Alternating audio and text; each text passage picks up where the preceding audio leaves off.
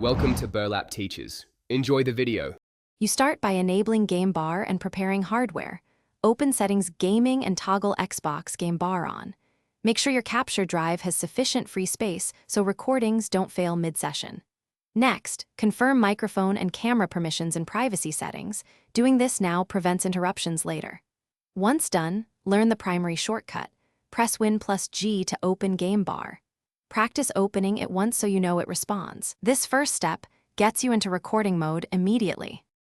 You now configure recording options to match your goal.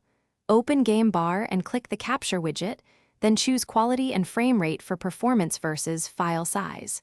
For clear commentary, set audio to record both game and microphone and enable noise reduction. This optimizes listener experience. Adjust the capture length or keep manual start/stop for flexible sessions. Also verify the capture resolution and frame rate.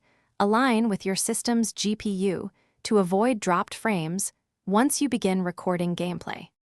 You're ready to record. Press Win+Alt+R to begin and again to stop. Use Win+G to access widgets while recording. After stopping, find files in the Captures folder or the Xbox app for quick trimming and sharing.